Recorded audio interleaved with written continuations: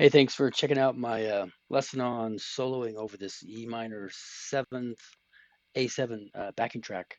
It's a really cool track.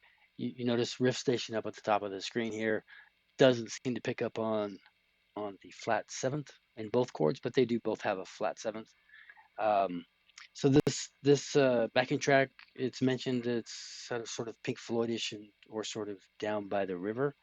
For me, sounds more like, or I'm hearing more Down by the River, and specifically, my favorite version of that song is a cover by Roy Buchanan.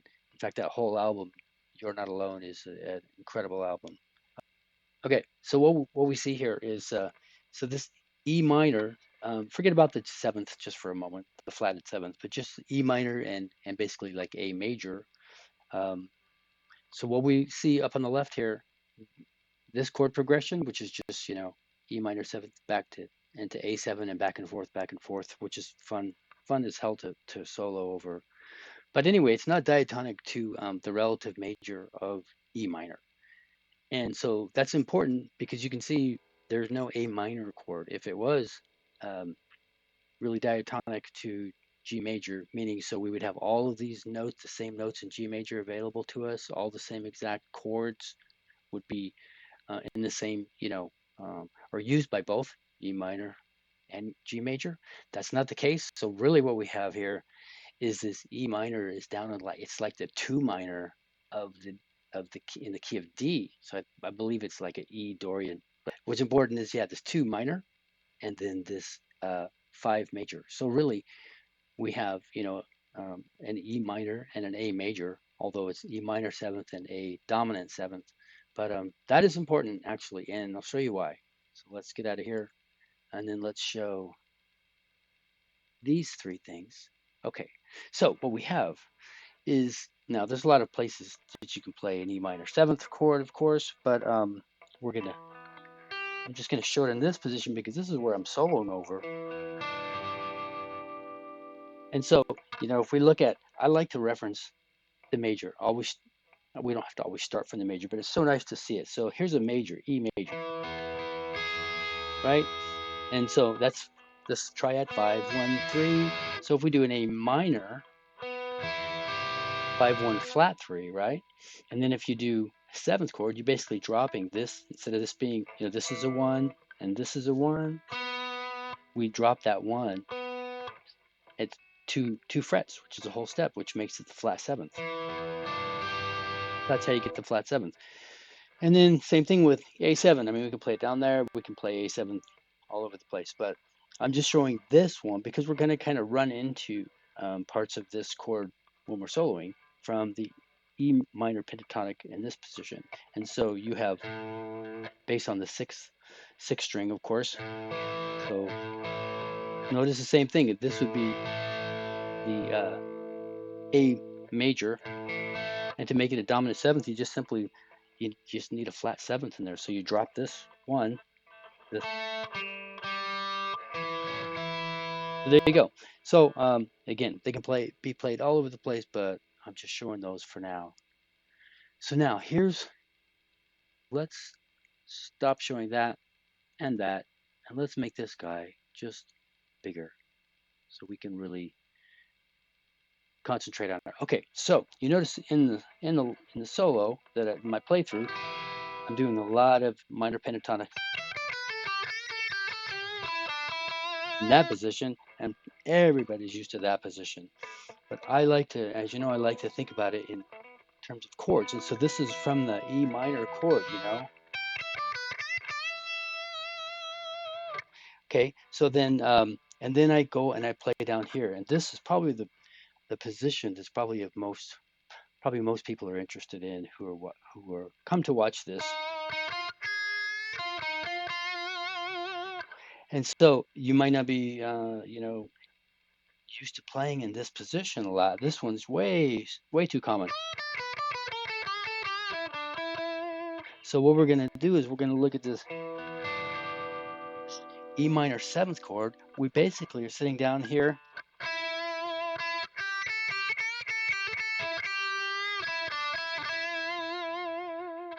which is the same as the same exact thing. You're just in a different position, and so you're up on another set of strings, and you have that B string to contend with. But it gives you a lot of advantages because there's some really cool things you can do.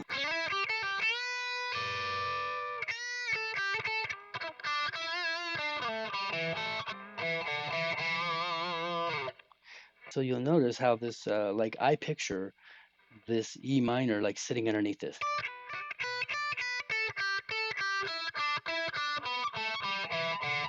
There's your E minor pentatonic.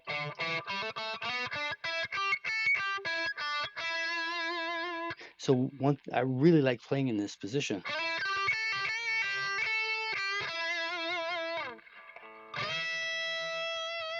Notice when we're doing this is the flat 7 because this is your E right here, right, coming out of this E chord.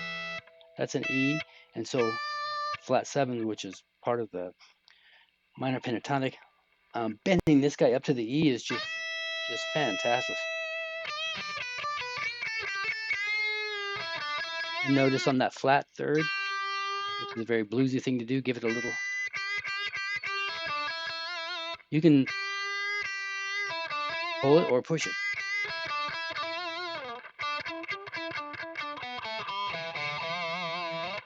Okay, so so what else we got here? We got. Okay, so back to that A major, because that A major chord is important. And the reason it's important here is so check this out. Here's our, so that's an E, right? And that's our root. But look at this. Let's look at where's an A major sitting right underneath this. And so this is the 5, 1, 3 from A major, right? An A major triad. The chord is in the backing track, has a flat 7th, but we're not even looking at the 7th right now. It's just these 3. And these are in that chord. Okay, so when we look at this, notice the E, the root of our, their tonal center is E. That's part of the A major chord. That's the 5. So 5, 1, 3. So this is what's really important, because if this was a minor chord in the progression, you would never hit this note. You would hit this note instead. There's an A minor, right? And so what we do in this minor pentatonic, so if you've seen my other videos, I like, whether it's major or minor pentatonic, I like to throw in extra notes from the major or minor scale to give some melody. And if this was an E minor, like fully relative to G major, and that was what our chord progression was, like if we had an A minor, we would be able to play that note as we're riffing around. But we're not. We actually can't. It would sound terrible if we play that. And so instead, we're gonna play this one. Remember, here's the A again. That's the 3. So we want to make sure we're playing that. So we're not only going to avoid playing the flat third of A, because to be an A minor, we're going to make sure we actually hit this one.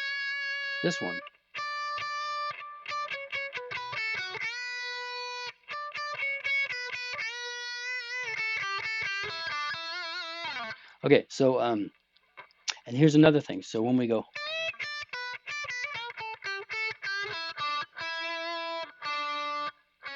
you notice when I'm soloing, I hit this guy a few times during the solo.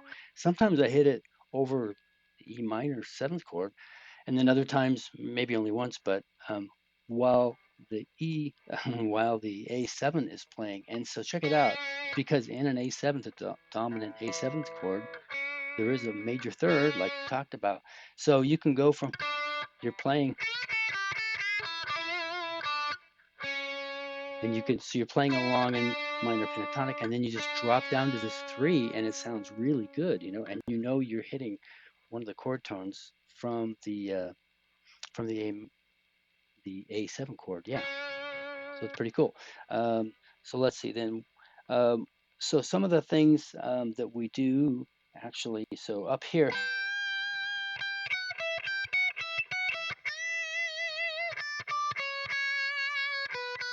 and you notice that's exactly the same. Exactly the same.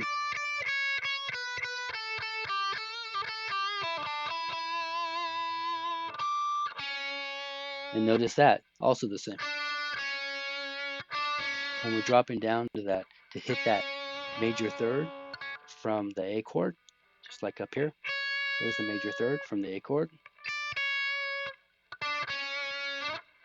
right? Same thing here. And so there's all kinds of places. Now, how do we know that's a 3? That's the 3 from the A major. Well, we play a C shape. So instead of just the D part, the D shape of that A chord, we actually, let's make it a C. Boom. There you go.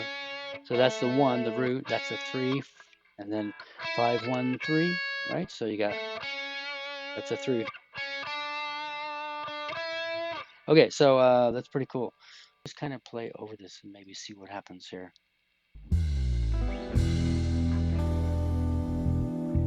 Let it run through one time. I'll try to do like what I did in the intro anyway.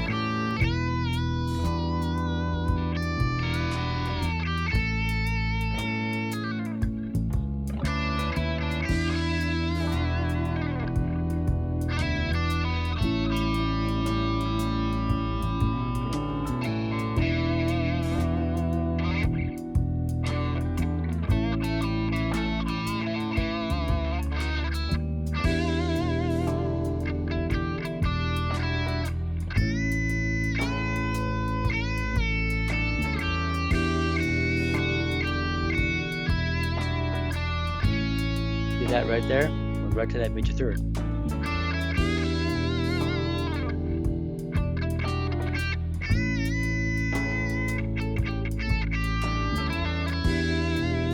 And we can kind of slide up here.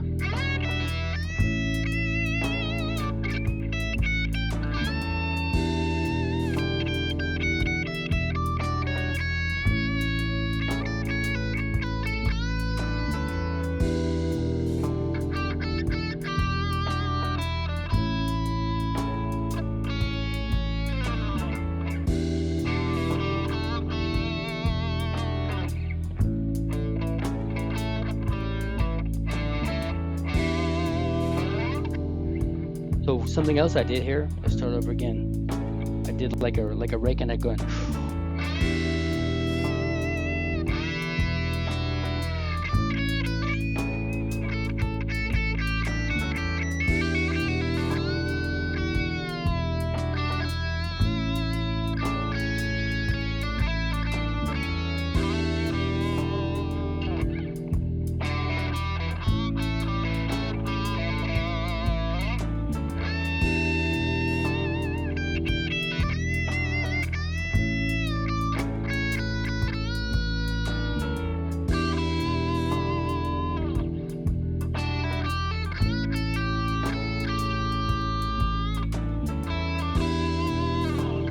It's so cool to play in this position.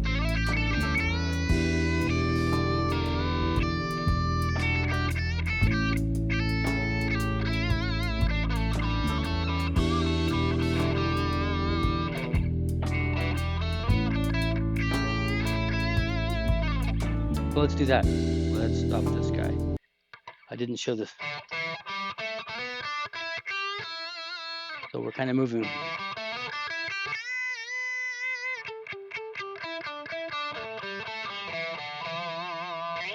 Okay, I mean that's quite a bit of stuff. Oh yeah, so one last thing.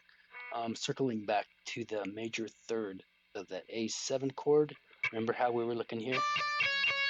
There's the 5, I'm sorry, the 5, 1, 3. So that's the major third of that A7. So in the same way we're looking at it here, and this is our E minor pentatonic, but we add that little note. Same thing up here, man, in the E minor, in this shape, in this box.